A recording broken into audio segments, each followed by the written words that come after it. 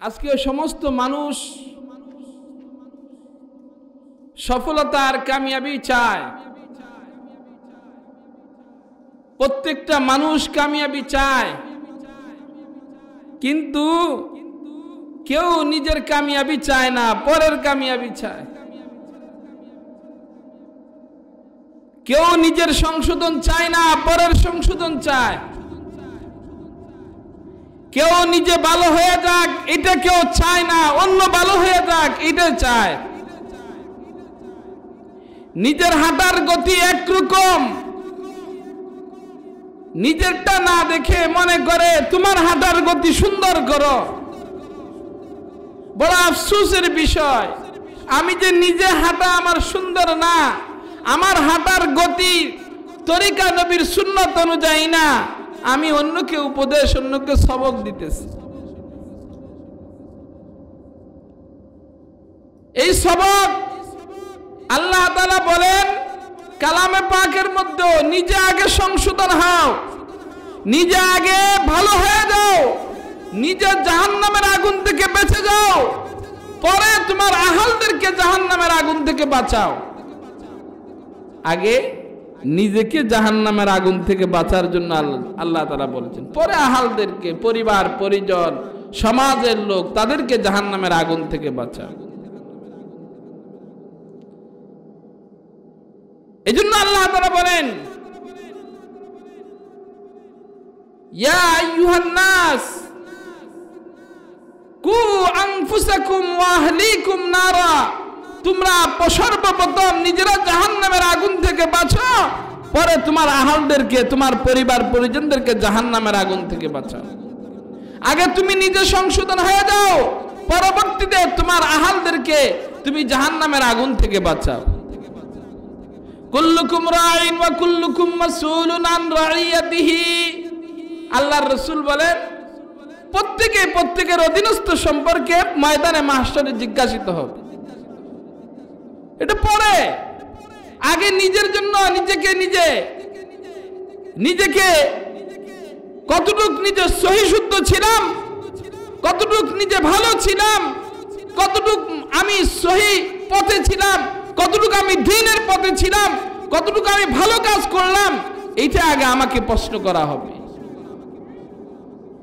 এজন্য আমাকে আগে নিজের সংশোধন হওয়া।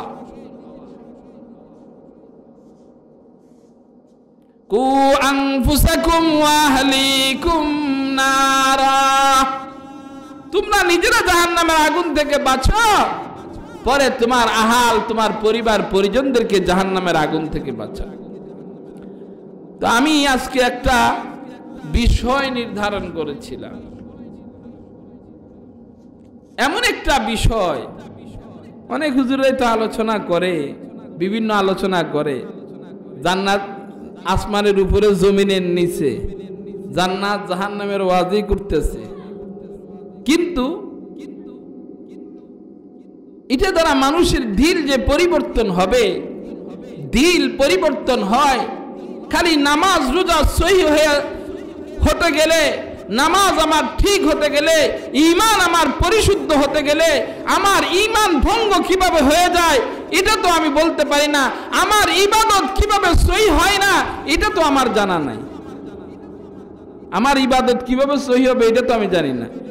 আরে না, ওযু ভঙ্গের কারণ জানি না আমরা 60টা, নামাজ ভঙ্গের কারণ 19টা, পড়তে পারি কি পারি না জানি, ঈমান ভঙ্গের কারণও আছে, ঈমান ভঙ্গের কি কারণ আছে। এখন আমার মূলে যদি, আমার মূল, নিজের মূলে যদি আমার কি থাকে, সমস্যা থাকে, গাছের গোড়ায় যদি আমার সমস্যা থাকে, উপরে পানি দিলে লাভ হবে? আরো জোরে বলেন, গাছের নিচে যদি সমস্যা থাকে, উপরে পানি দিলে লাভ হবে? নিচে পানি দিলে গাছের মধ্যে রস পাইব, ঠিক কি না? এখন আমাদের যে সমাজের প্রত্যেকটা মানুষের যে সমস্যা, এই সমস্যার প্রতি আমরা আজকে কেউ ভ্রুক্ষেপ করি না। আফসোস, সুদ ঘুষ হারাম উপার্জন, মানুষ হালাল চিনতেই চায় না। অথচ এই হারাম উপার্জনের কারণে, সুদ ঘুষের কারণে আমার সমস্ত ইবাদত, সমস্ত নেক আমলগুলো মাটির সাথে ধুলায় ধূলিসাৎ হয়ে যায়, আমরা বলতে পারি না। এখন অনেকেই প্রশ্ন, হুজুর এত দোয়া করি আফগানিস্তানের জন্য, মুসলমানদের জন্য এত দোয়া করি, আমাদের দোয়া কই কবুল তো হয় না। আমাদের মূল সমস্যা তো আমাদের গোড়া।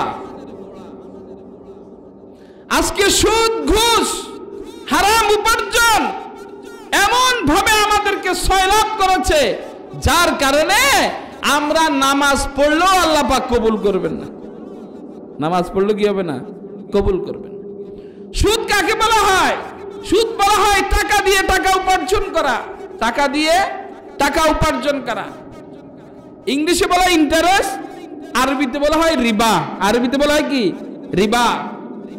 ইংলিশে বলা হলো ইন্টারেস্ট। এই সুদ সকল ধর্মে, সকল মানুষের কাছে এটা অমার্জনীয় একটি অপরাধ। সমাজের মধ্যে এটা এমন একটা ঘৃণিত অপরাধ। সুদ, ঘুষ, হারাম উপার্জন এটা অমার্জনীয় এবং এমন অপরাধ মনে করা হয় যে সুদ কত বড় নাজুক, সুদ কত বড় ভয়াবহতা।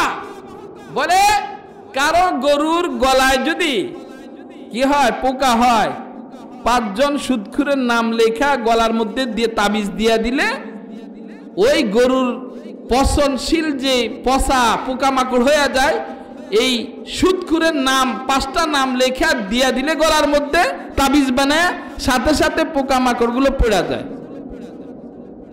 কারণ সুদখোরকে পোকামাকড়ও ভয় পায়, সুদখোরকে আল্লাহর নিম্নস্তন প্রাণী পর্যন্ত নিকৃষ্ট মনে করে। আজকে আমরা মানুষ, আজকে আমরা সুদ ঘুষের সাথে, হারাম উপার্জনের সাথে এমন ভাবে মিলিত আছি যে এটাকে আমি হারামই মনে করি না। অনেকে নামাজ পড়ি ঠিক, নামাজও পড়ি, হাজি সাহেব হজও করে আসছি, হাজি সাহেব হজ করে আসছি, নামাজ পড়ি সামনের কাতারে, কিন্তু হারাম উপার্জনের সাথে জড়িত, হারাম উপার্জনের সাথে জড়িত, হারাম মাল ভক্ষণ করতেছি, হারাম উপার্জন ছেলে মেয়েদেরকে খাওয়াইতেছি। এই হারাম উপার্জনের দ্বারা আমার কোনো ইবাদত আল্লাহর দরবারে কবুল হবে না। আহাল্লাল্লাহুল বাইআ ওয়া হাররামার রিবা। আল্লাহ সুদকে, ব্যবসাকে হালাল করেছেন, সুদকে আল্লাহ তাআলা হারাম করেছেন। আল্লাহ তাআলা বলেন ইয়ামহাকুল্লাহুর রিবা ওয়া ইউরবিস সাদাকাত। সুদকে আল্লাহ তাআলা নিশ্চিহ্ন করে দেন, আল্লাহ তাআলা সদকাকে আল্লাহ তাআলা বর্ধিত করে দেন, বাড়ায়া দেন। বলেন সুবহানাল্লাহ। কেমন হারাম উপার্জন, কত ভয়াবহতা! আল্লাহ রাব্বুল আলামিন, আল্লাহর হাবিব জনাবে মুহাম্মদুর রাসূলুল্লাহ সাল্লাল্লাহু আলাইহি ওয়াসাল্লাম নবীদেরকে বলেন, ইয়া আইয়ুহার রুসুলু কুলু মিনাত তাইয়িবাত। ও নবীগণ, ও রাসূলগণ, আপনারা হালাল ভক্ষণ করেন, হালাল খান, হারাম বর্জন করেন এবং নেক আমল করেন। নেক আমল করেন কিনা আমি আল্লাহ তাআলা জানি এবং দেখতেছি। তাহলে আল্লাহ তাআলা নবীদেরকে নির্দেশ, ইয়া আইয়ুহার রাসূলু কুলু মিনাত তাইয়িবাত, হালাল মাল খান, হালাল মাল থেকে ভক্ষণ করুন। আজকে আমরা হারাম খাইতেছি, আজকে আমরা কি খাইতেছি? হারাম খাইতেছি। তাহলে এই হারামের দ্বারা, হারাম উপার্জনের দ্বারা, হারাম কামাইয়ের দ্বারা আমি যত ইবাদত করব, এই কোন ইবাদতই আল্লাহর দরবারে কবুল হবে না। কোন ইবাদতই কি হবে না? কবুল হবে। আমি সুদ ঘুষের ফিরিস্তি ধরে আমি উঠাইয়া ধরব ইনশাআল্লাহ। আজকে সুদ এবং ঘুষের পিছনে মানুষ যেভাবে হুমড়ি খেয়ে মানুষ পড়ছে, যার কারণে মানুষের নামাজ রোজা বাদ দিয়া সুদের পিছনে মানুষ দৌড়তেছে, মানুষ ঘুষের পিছনে দৌড়তেছে, মানুষ হারাম উপার্জনের দিকে মানুষ দৌড়তেছে। হায় আফসোস, কি আমাদের নামাজ পড়ে কি হবে, কি হবে আমাদের রোজা রেখে? আমরা নামাজের প্রথম কাতারে আইসেও লাভ হবে কি যদি আমি সুদ খাই, যদি আমার মাল হারাম হয়, যদি আমি হারাম উপার্জনের দ্বারা আমার সন্তানদেরকে খাওয়াই, আমার বিবিকে খাওয়াই। বলে সব হারাম খাওয়াইলাম, সব হারাম খাওয়াইলাম। আল্লাহর রাসূল বলেন, কেউ যদি 3 টাকা কামাই করছে, 1 টাকা নিজে রাখছে, বলে 1 টাকা পরিবারের জন্য খরচ করছে, 1 টাকা জিহাদের রাস্তায় খরচ করছে, আল্লাহর রাস্তায় খরচ করছে, 1 টাকা দিয়া নিজের বাজার সদাই করছে, বলে আরেক টাকা দিয়া এরকম ভাবে আত্মীয় স্বজনদেরকে দান করছে।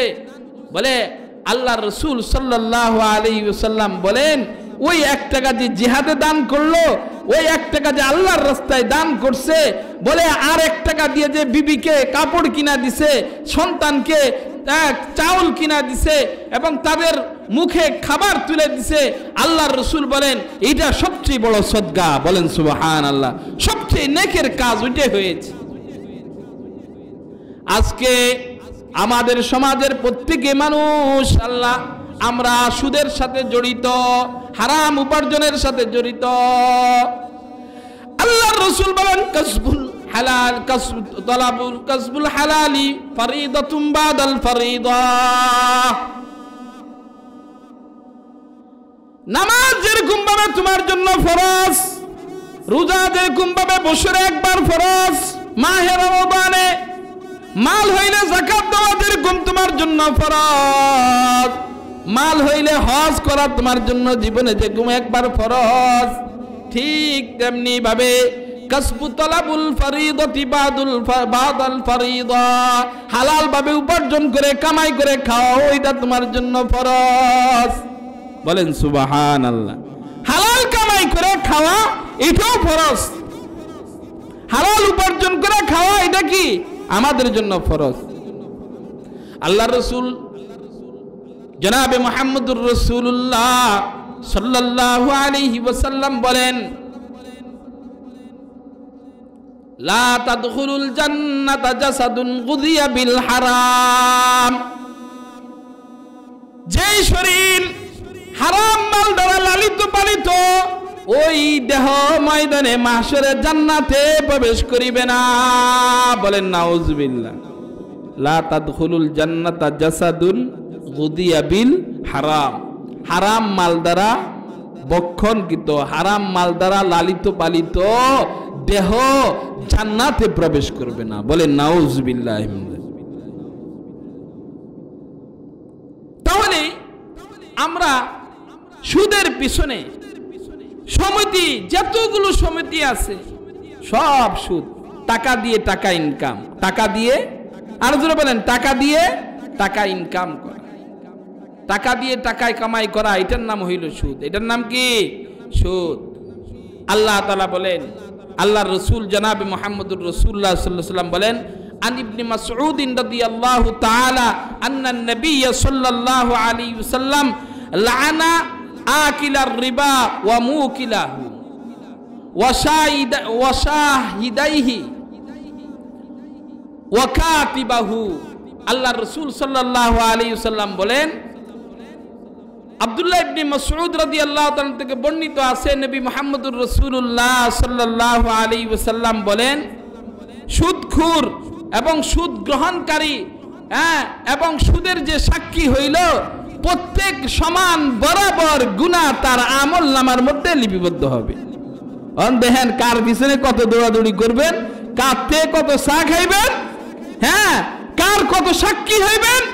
ময়দানে মাহশরে যে লেখলো সুদের সাক্ষী হইল, যে জামানতদার হইল, যে আপনাকে সাক্ষী থাইকা নিয়ে দিল, তাকে আপনি সুদ খাইয়া সুদ নিয়া প্রত্যেক প্রত্যেকে যেই পরিমাণ গুনাহ করলো ওই পরিমাণ গুনাহ আপনি চা খাইয়া করছেন। বলেন নাউজুবিল্লাহ। আর জোরে বলেন। চা খাইয়া, চা দোকানে চা খাইয়া আপনি কি করলেন?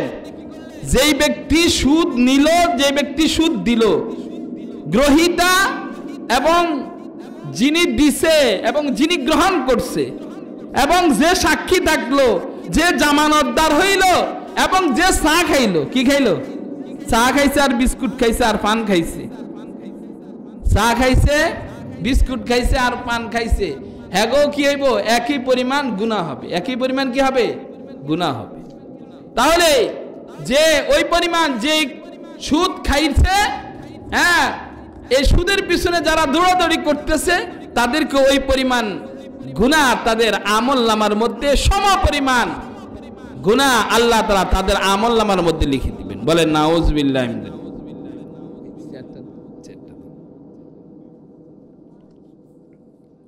এই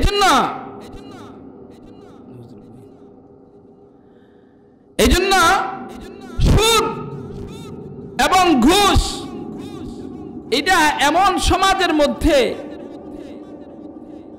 এখন অনেকেই হুজুর হ্যাঁ সুদ খায়, কিন্তু নিজেদের সুদের সাথে হারাম উপার্জনের সাথে জড়িত, সেইটাকে হারামই মনে করেন। আপনি বিড়ি বিক্রি করলেন, এটাও তো হারাম, এটাও আপনি হারাম। হারাম, হ্যাঁ, গুনাহের কাজে যে সহযোগিতা করলেন, তাহলে এই গুনাহের কাজে যে সহযোগিতা করলেন এটাও আপনার জন্য হারাম হইল। এটা কি হয়েছে? হারাম হয়েছে। গুনাহের কাজে সহযোগিতা করা এটা হারাম উপার্জন, এটা হারাম উপার্জনের মধ্যে পড়ে। তাহলে আমি আর আপনি যত বয়ান করি, যত শুনি, কোনো লাভ নাই। যত নামাজ পড়েন, এই রেহান নিয়ে যত লোক জায়গা জমির রেহান নেয় এবং এই রেহান দিয়া টাকা খায়, এটাও হারাম, এটাও হারাম। এই মাল, এই টাকা যারা খায় তাদের ইবাদত আল্লাহর দরবারে কবুল হবে না।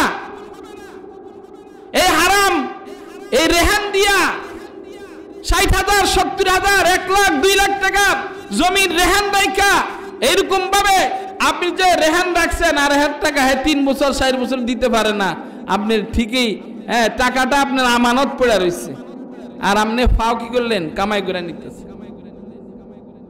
এটা জায়েজ নাই, হারাম, হারাম, হারাম, হারাম। তাহলে লাভ হবে কি? 70 ভাগ জড়িত, তাহলে লাভ হইব কি? এই নামাজ পড়লে লাভ হবে কি? রোজা রেখে লাভ হবে কি?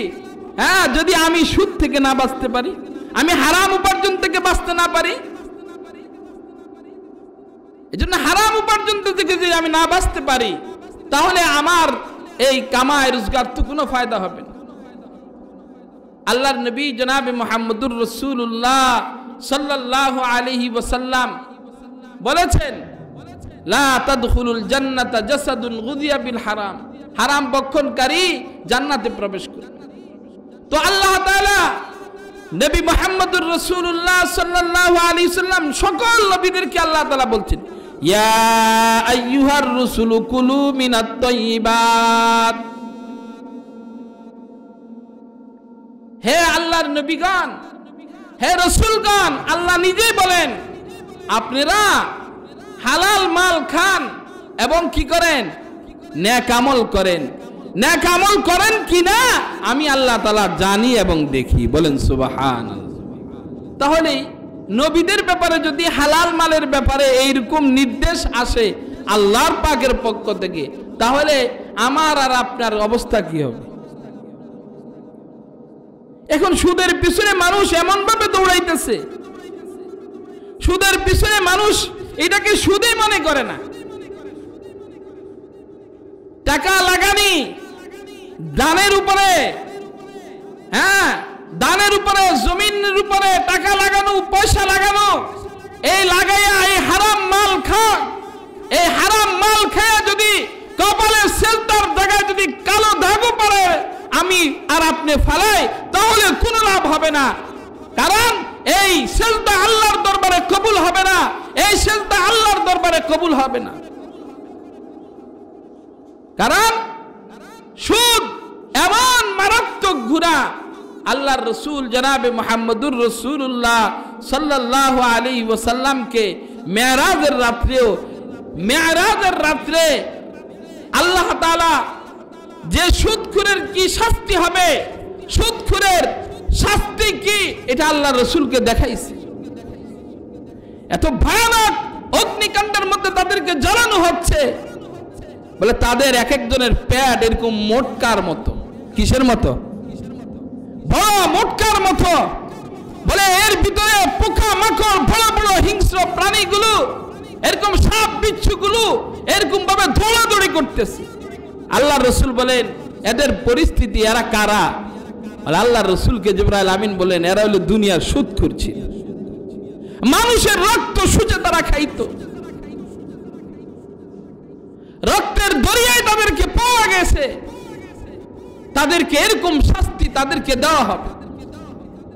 এজন্য সুদ, ঘুষ, হারাম উপার্জন, হারাম মাল ভক্ষণ করা, এটা আল্লাহ তাআলার পক্ষ থেকে নিষেধ। এই যদি হারাম মাল ভক্ষণ করে তাহলে কি হবে? বলে এই হারাম মালের দ্বারা আমার কোনো ইবাদত আল্লাহর দরবারে কবুল হবে না।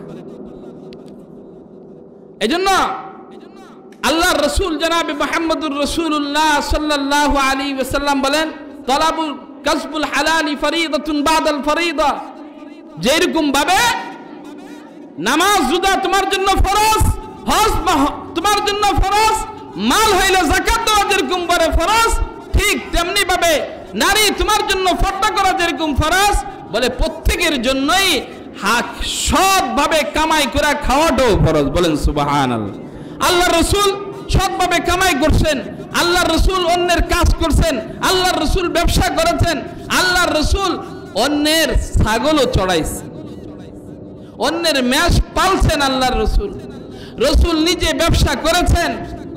এজন্য আল্লাহ তাআলা বলেন ইয়ামহাকুল্লাহুর রিবা ওয়া ইউরবিস সাদাকাত। আল্লাহ সুদকে নিশ্চিহ্ন করে দেন, আল্লাহ তাআলা সুদকে ধ্বংস করে দেন, আল্লাহ তাআলা দান সদকাকে আল্লাহ তাআলা বর্ধিত করে দেন। বলেন সুবহানাল্লাহ। এজন্য আশা থেকে নিয়ে, গ্রামীণ ব্যাংকের থেকে নিয়ে এবং মাল্টিপারপাস কোঅপারেটিভ যত আছে, কোঅপারেটিভ যত মাল্টিপারপাস আছে, যত সমবায় আছে, সব কিছু সুদ সুদ সুদ। এগুলো জাহান্নামের টিকিট। এগুলা কিসের টিকিট? আরো জোরে বলেন, এগুলা কিসের টিকিট? জাহান্নামের টিকিট। এক একটা, আমি গাজীপুরের কথা বলতেছি, আমাদের টঙ্গী অঞ্চল গাজীপুরের কথা বলতেছি, এক একটা লাইনে যাবেন, এক একটা গলিতে নামবেন, এক মাথার থেকে আরেক মাথা 10 টাকা রিক্সা ভাড়া দিয়ে যাইবেন। যদি 15 থেকে 20টা সুদের অফিস না পান তাহলে আমার নাম রাখবেন। সবার সামনে বললাম, এত সুদের অফিস, মানুষের দোকানও এত না, মানুষের ব্যবসা বাণিজ্যের দোকান, চা দোকানও এত না, সুদের দোকান যত চালু করছে, সুদের কারবার যতভাবে চালু করছে, মানুষের চার দোকানও এত না। এক হাজী সাহেব, কে হাজী সাহেব, মনে করেন উদাহরণ, হ্যাঁ এক্সাম্পল, হাজী সাহেব 3টা-4টা বাড়ির মালিক। হাজী সাহেব আইসা একদিন বৈশা রয়েছে, কোথায়? কোনাপাড়া চা দোকানে বৈশা রয়েছে। তো জিজ্ঞাসা করে, চাচা, বাতিজা জিজ্ঞাসা করে পাড়া প্রতিবেশী, চাচা আপনি না ঢাকা থাকেন, কেন আইছেন? বলে আসছি, মনটা বেশি ভালো না। কেন? বলে বাবা কিছু জায়গা বিক্রি করবো, হজে যাব।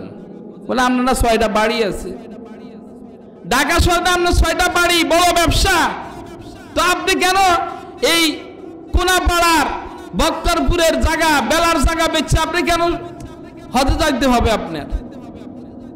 কয় না, এগুলোর মধ্যে ভেজাল আছে, আমার বাবার সম্পদের মধ্যে ভেজাল নাই। আমার 6টা বাড়ির মালিক, ওই 6টা বাড়ির মধ্যে ভেজাল আছে, আমার ব্যবসা আছে, ব্যবসার মধ্যে ভেজাল আছে, কিন্তু আমার বাবার রেখে দেওয়া সম্পদের মধ্যে ভেজাল নাই। এজন্য বাবার সম্পদ বিক্রি করে হজে যাব। এটা খুব বালা। হুজুর দোয়া করেন, ছেলের চাকরি হয়েছে। কি হয়েছে? চাকরি হয়েছে, দোয়া করেন। তো হুজুরে কি দোয়া করব? হুজুর দোয়া করেন ছেলের চাকরি হয়েছে, বেতন কত? 20,000 টাকা। কিন্তু বেশি তো না, বেতন তো কি না বেশি না।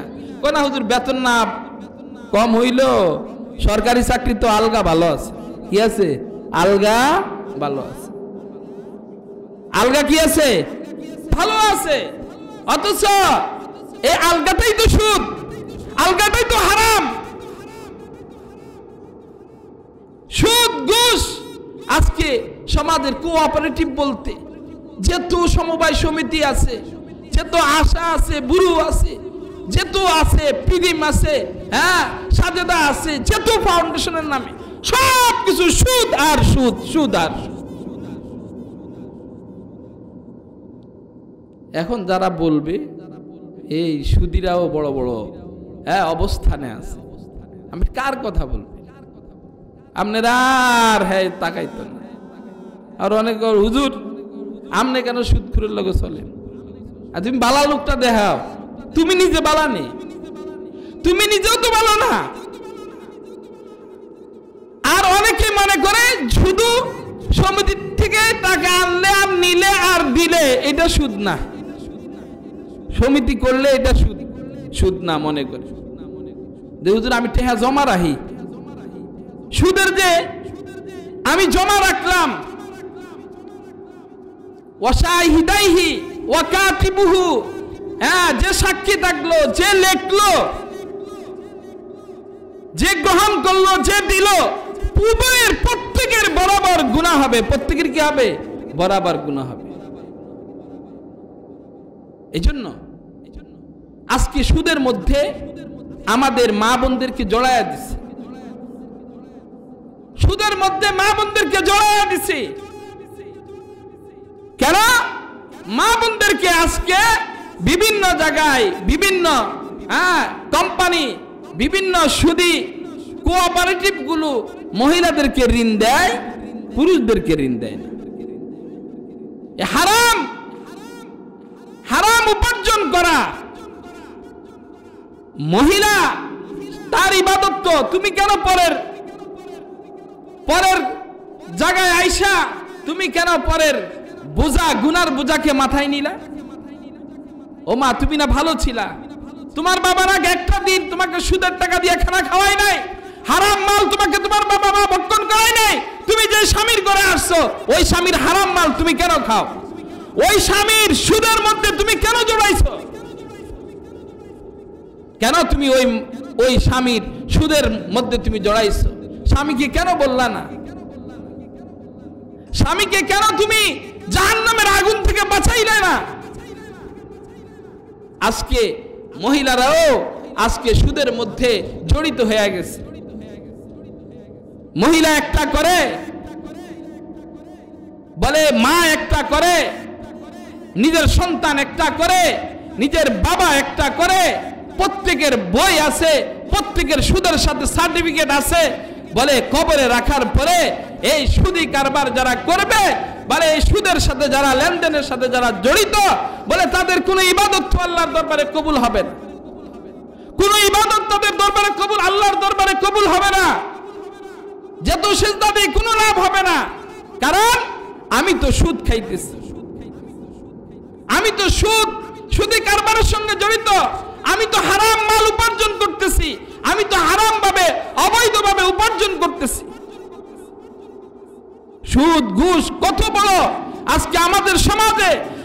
আগের দিনে একটা লোক 500 টাকা চুরি করতে সারা রাত জাগতে হইতো, আর আমাদের দেশের ডিজিটাল চোরেরা এক বছর 28,000 কোটি টাকা এই দেশ থেকে ক্যাসিনোর মাধ্যমে, ঘুষের মাধ্যমে অর্থ এই দেশের টাকা অন্য দেশে পাচার করে দেয়। বলে নাউজুবিল্লাহ। তুমি কার টাকা পাচার করলা? তুমি কার টাকা আত্মসাৎ করে পাচার করছো? যদি ওই ব্যক্তির মধ্যে আল্লাহর ভয় থাকতো, ইয়া আইয়ুহাল্লাযীনা আমানুত্তাকুল্লাহ, তার ভিতরে যদি আল্লাহর ভয় থাকতো, তখন তার দ্বারা এইরকম গুনাহের কাজ তার জন্য, তার দ্বারা সুদ ঘুষ, তার দ্বারা হারাম উপার্জন তার দ্বারা হইতো না। তার মধ্যে যদি নামাজ যদি থাকতো তাহলে আল্লাহর ভয় তার ভিতরে আনতো। হযরত উমর ফারুক রাদিয়াল্লাহু তাআলা আনহু যখন খলিফা হলেন, ওমর রাদিয়াল্লাহু তাআলা আনহু প্রথম যে মেসেজ দিলেন, ওমর রাদিয়াল্লাহু তাআলা আনহু ক্ষমতা আসার পরে ওমর রাদিয়াল্লাহু তাআলা আনহু 10.5 বছর ক্ষমতা রাষ্ট্র পরিচালনা করছেন ন্যায় এবং ইনসাফের সাথে। ওমর রাদিয়াল্লাহু তাআলা আনহু সর্বপ্রথম ক্ষমতা আসে, ওমর রাদিয়াল্লাহু তাআলা আনহু সকল উম্মাদেরকে একটা মেসেজ দিলেন, সমস্ত সরকারি কর্মকর্তা কর্মচারীদেরকে, সচিবদেরকে একটা মেসেজ দিলেন। ওয়াকাতাবা উমর ইবনুল খাত্তাব রাদিয়াল্লাহু তাআলা আনহু আহাম্মা উমুরিকুম ইলাইয়া সালাহ। হযরত ওমর ফারুক রাদিয়াল্লাহু তাআলা আনহু মেসেজ দিলেন, হে আমার সরকারি কর্মকর্তারা, তোমরা নামাজের হিফাজত করো, তোমাদের নামাজের হিফাজত করো। আহাম্মা উমুরিকুম ইলাইয়া সালাহ, মান হাফিজাহা ওয়া হাফাযা আলাইহা, যে নামাজের হিফাজত করলো, হাফিজাতি লাহু, যে নামাজের হিফাজত করলো তার কাছে সমস্ত কিছু নিরাপদ, রাষ্ট্রের সবকিছু নিরাপদ, সমাজের সবকিছু নিরাপদ। যার কাছে নামাজ আছে, পরিবারের সমস্ত, যে পরিবারের যে ব্যক্তির কাছে নামাজ আছে তার কাছে পরিবারের সমস্ত সদস্যগুলো নিরাপদ, সব নিরাপদ। কি যার কাছে কি আছে? নামাজ আছে। ওমান দাইয়াহা, ওমর রাদিয়াল্লাহু তাআলা বলেন, যে নামাজ পড়ে না, যে নামাজকে বরবাদ করেন, ওমান দাইয়াহা ফাহুয়া লিমান সিওয়াহা আদইয়া লাহু। হযরত ওমর ফারুক রাদিয়াল্লাহু তাআলা বলেন, যে নামাজ পড়ে না, যে নামাজকে বরবাদ করে দেয়, বসে দুনিয়ার সমস্ত কিছু, দিনের সমস্ত কিছু বরবাদ করে দেয়, তার কাছে রাষ্ট্রের সম্পদ নিরাপদ না, তার কাছে সমাজের সম্পদ নিরাপদ না, তোমার ওই ব্যক্তির কাছে সমাজের কোনো আমানত নিরাপদ না।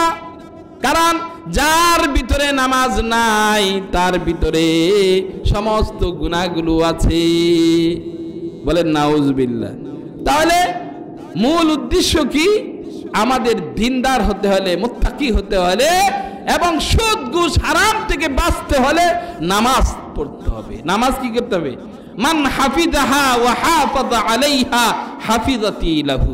ওমর রাদিয়াল্লাহু তাআলা বলেন, যার কাছে নামাজ আছে তার কাছে সব আছে, যার কাছে নামাজ নাই তার কাছে কোনো কিছুই নেই।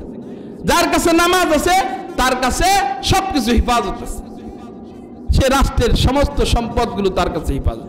ওমর রাদিয়াল্লাহু তাআলার আদত ছিল, উনি কারো কাছে না বইলা কোন গভর্নর কিভাবে রাষ্ট্র পরিচালনা করে, উনি সর্বপ্রথম ওই গভর্নর কাছে না যাইয়া, তার অফিসে না যাইয়া, উনি প্রথম ওই দেশে যাইতেন, ওই অঞ্চলের গভর্নর কাছে, লোকজনের কাছে যাইয়া বলতেন যে তোমাদের যে গভর্নর আছে, হ্যাঁ, তোমাদের যে সচিব আছে তার অবস্থা কেমন?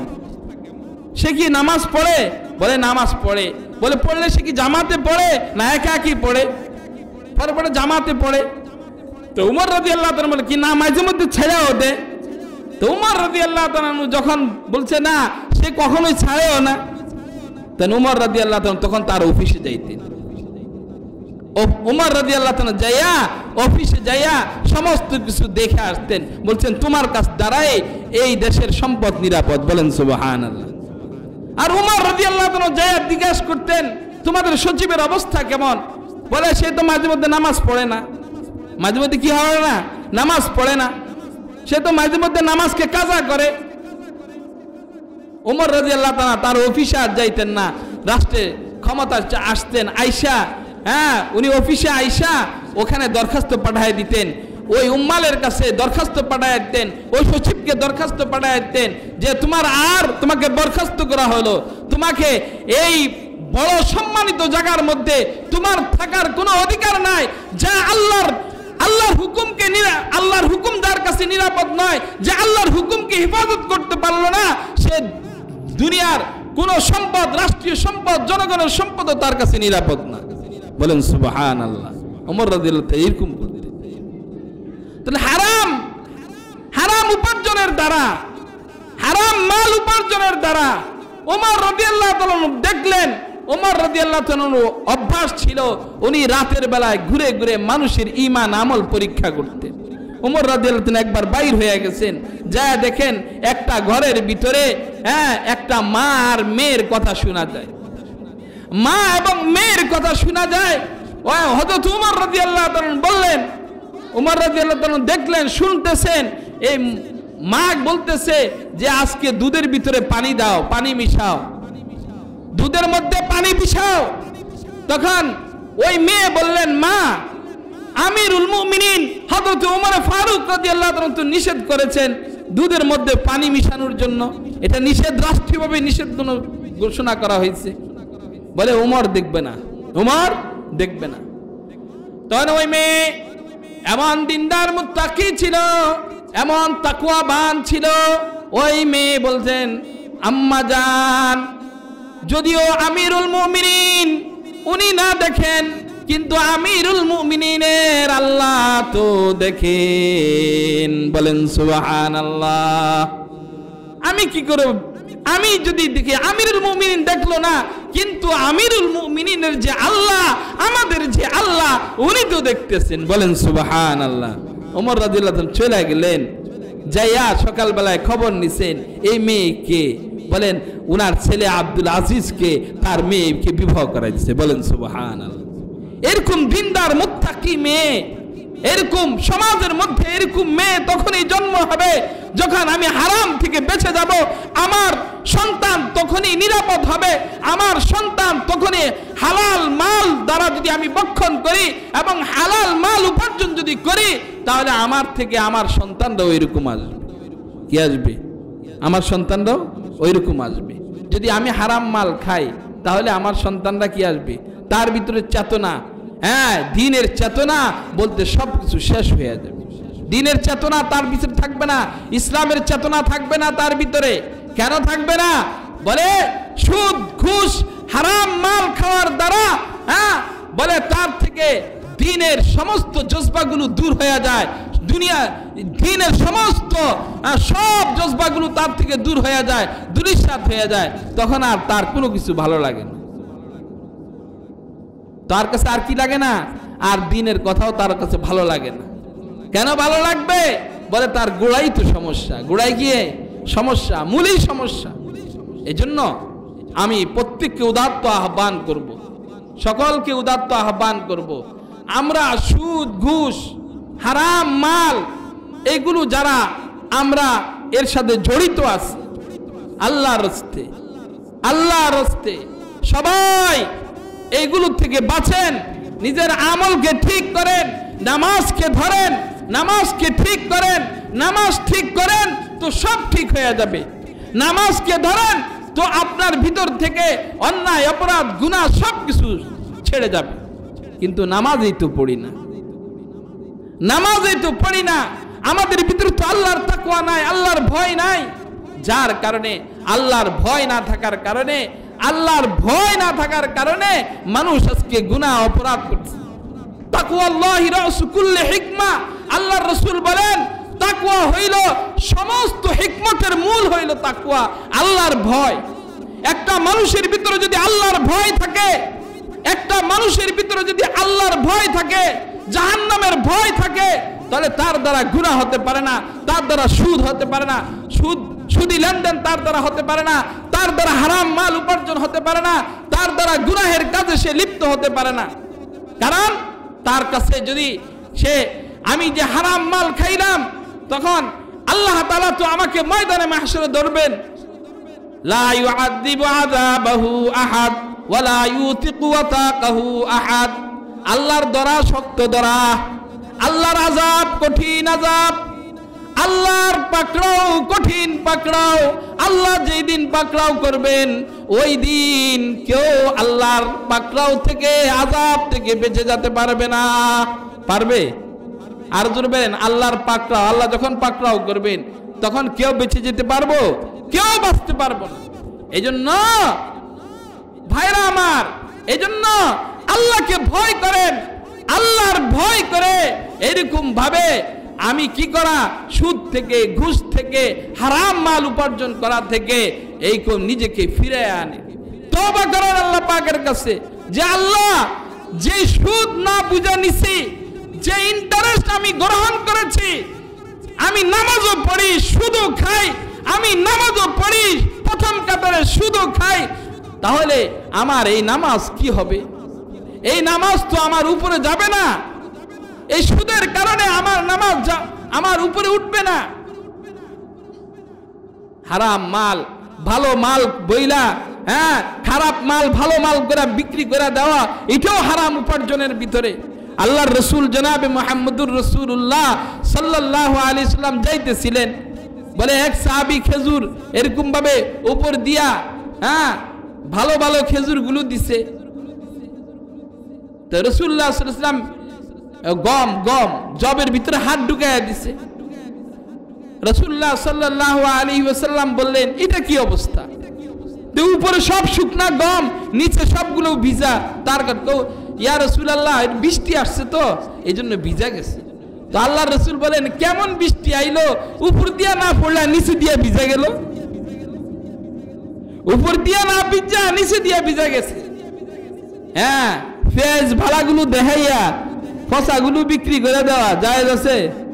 আরো জোরে বলেন।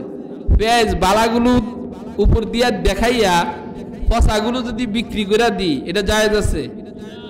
আর জোরে বলেন, জায়েজ আছে? হারাম। এটা কি? হারাম। মরিচ উপর দিয়া ভালো ভালো কয়টা দিয়া সুন্দর করে, আর মরা গাছের যেতগুলো মরিচ আছে কাঁচা মরিচ সবগুলা নিচে দিয়া দিয়া সুন্দর করে ব্যাটারে বিক্রি করে লাইছে। 110 টাকা করে লইয়া লাইছে। হ্যাঁ, তাহলে এটা আপনি বালা করলেন না খারাপ করলেন? হ্যাঁ, আরো জোরে বলেন। যত টাকা ইনকাম করলেন হারাম, এই টাকা আপনার জন্য হারাম। আপনার জন্য কি? হারাম। এন মুলা খাতে বেলাতে গেলেন, দেখছেন একজনের মুলা খেত, কয়েকজনের পেঁয়াজ সুন্দর সুন্দর পেঁয়াজ হইয়া রয়েছে, 50 টাকা কেজি মনে করবেন। হ্যাঁ, আমি যদি কয়টা লইয়া যাই তাহলে আমার 2-3 তরকারি যাইব গা। এটা হালাল না হারাম? আরো জোরে বলেন, হালাল না হারাম? তাহলে আমি যে হারাম করলাম, আমি যে হারাম খাইলাম, আমার বিবিও কেমন, যে বিবিকে আইনা দিলাম ওই বিবি রান্না করে নিছে। ওই বিবির তো উচিত ছিল, ও আমার স্বামী, তুমি কোথার থেকে মাল আনছো, মালটা কোথার থেকে আনছো? এজন্য আল্লাহ তাআলা সূরা বাকারার মধ্যে বলেছেন, তুমি কিভাবে ইনকাম করেছো, হ্যাঁ, এবং কোথায় তুমি খরচ করেছো, এর হিসাবও আল্লাহ তাআলার কাছে দিতে হবে। কিভাবে ইনকাম করেছো, কিভাবে খরচ করেছো, কোথায় খরচ করেছো, এটার হিসাবও আল্লাহ তাআলার কাছে দিতে হবে। আমি হারাম মাল ইনকাম করলাম, হারাম ভাবে অন্যায় ভাবে আমি উপার্জন করলাম, বলে এই হারাম উপার্জনের দ্বারা বলে আমার সমস্ত হালাল জিনিসও হারাম হয়ে যায়। হালাল জিনিসও কি হয়ে যায়? হারাম হয়ে যায়। একজনে ব্যবসায়ী ব্যবসা করতেছে, বলে ভাই তোমার এই কাপড়টা কত? কয় এই কাপড় তো একটা আছে মাত্র, আর নাই কাপড়, এই একটাই পাইছি। আমনে অনেকে জিজ্ঞাসা করছে কিন্তু বেশি নাই, আপনি 2000 টাকা হইলে নিয়ে যেতে পারেন, যাক আপনি নিয়ে যান গাইটা। অথচ অন্য দোকানে যায় দেখা যায় এটা 700 টাকা দাম। এই যে মিথ্যা কথা বইলা বিক্রি করা, এটা হারাম। এটা কি? হারাম। আল্লাহ রাসূল বলেন, আত্তাজিরু সুদুকুল আমিন মা'আস সিদ্দিকিনা, হ্যাঁ, ওয়ান নাবিয়িনা, বলে সত্যবাদী ব্যবসায়ী যারা হবে তারা ময়দানে মাহশারে নবী, শহীদ, ওলিদের সঙ্গে তাদের হাসর নাসর হবে। বলেন সুবহানাল্লাহ। সত্যবাদী ব্যবসায়ী। আমার এই মাল আনার জন্য আমার 20 টাকা খরচ গেছে, কিন্তু আমি বলবো ভাই আমার এই মাল টোটাল খরচ হইল এত টাকা পড়ছে, আমি 20 টাকার নিচে এই লেবু বিক্রি করব না। আপনি হইলে নিতে পারেন, না হয় না নিতে পারেন ভাই, তাহলে এটা জায়েজ। কিন্তু মিথ্যা কথা বলা, 5 টাকা দিয়ে আইন না, যদি কয় না ভাই আমি আমার আনতে তো ফটটা পড়ে গেছে, হ্যাঁ, আনতে কি হয়ে গেছে 10 টাকার উপরে পড়ে গেছে, আমার 15 টাকার নিচে বেচেন না, অথবা কোয়ার সময় এটা মিথ্যা কথা বললেন, বিক্রি করছেন, সব হারাম হয়ে গেছে। তো এই হারাম মাল উপার্জন করা, হারাম মাল গ্রহণ করা, প্রত্যেকটা হারামের দ্বারা সমস্ত মাল আমার কি হয়ে গেল, হারাম হয়ে গেছে। এই জন্য হারাম মাল উপার্জন করা, অবৈধ উপার্জন করা, অবৈধভাবে ইনকাম করা কোনোভাবে জায়েজ নাই, হারাম হারাম হারাম হারাম। দালালি করা এটাও হারাম। লাআনাল্লাহুর রাশি ওয়াল মুরতাশি, একজনে গরু বিক্রি করে, আপনি যে দালালি করে খাইলেন, কিসের উপরে? এটাও হারাম। একজনে গরু বিক্রি করে, আপনি দালালি করলেন। একজনে বকরি বিক্রি করে, আপনি মাঝখান দিয়ে তৃতীয় পক্ষ যায় বিক্রি, আপনি যে ওখানে দালালি করে টাকা নিয়ে আসলেন, কিসের টাকা আনলেন ভাই? কাকেই টাকা খাওয়াবেন? তাহলে যাদের ভিতরে হারাম আছে, যারা এই অবৈধভাবে উপার্জন করি, এই উপার্জন থেকে আজকে থেকে তওবা করতে হবে। আল্লাহ যত সমিতির মধ্যে, যত কোঅপারেটিভের মধ্যে, যত সমিতির মধ্যে, যত সমবায়ের মধ্যে, যত মানুষের মধ্যে ধানের উপরে, চালের উপরে আমি টাকা পয়সা লাগাইছি এবং সম্পদ রেহান দিয়া টাকা খাইতেছি, বলে আমার সবকিছু হারাম হারাম হারাম হারাম হারাম। এর থেকে আল্লাহ পাকের কাছে থেকে তওবা করা। আমি আমার স্বর্ণ দিয়া, আমি স্বর্ণ জমা রাখা, আমি যে টাকা আনলাম সুদের উপরে, মাসে মাসে 14,000 15,000 করে দিতেছি, এটাও হারাম হারাম হারাম হারাম। আমার কানের জিনিস জমা রাখা টাকা নিয়ে আসছি, মাসে মাসে আবার হেরে কি করে স্বর্ণকারে সুদ দিতে আসছি, হয় না এরকম? না, এখানে সবাই ফেরেশতা। তাহলে এগুলো হারাম উপার্জন, হারাম মাল উপার্জন করা, এটা জায়েজ নাই, হারাম হারাম হারাম। 1 নম্বর 2 নম্বর মালকে 1 নম্বর বইলা বিক্রি করে দেওয়া, এটাও হারাম, এটাও কি হারাম। এই জন্য আল্লাহ পাকের কাছে তওবা করা, আল্লাহ পাকের কাছে কি করা? তওবা করা। হারামের সাথে যারা জড়িত আছে, আল্লাহ পাকের কাছে তওবা করা, যে আল্লাহ আজ থেকে হারাম থেকে বেঁচে থাকবো এবং হালাল ভক্ষণ করব, হালাল মাল খাবো। কারণ হালাল মাল ছাড়া ইবাদত কবুল হয় না। আল্লাহ তাআলা নিষ্পাপ নবীদেরকেও নির্দেশ দিয়েছেন, ইয়া আইয়ুহার রুসুলু কুলু মিনাত তাইয়্যিবাত, হে রাসূলগণ, হে নবীগণ, আপনি হালাল মাল খান, হালাল কামাই খান। এজন্য দাউদ আলাইহিস সালাতু ওয়াস সালামকে, দাউদ আলাইহিস সালাতু ওয়াস সালাম যখন এরকম ভাবে চাকরি করতেন, কোন ব্যবসা করতেন, একজন ফেরেশতা মানুষের সুরত ধরে আসছেন, বলেন আপনি কি করেন? বলে আমি কিছু করি না।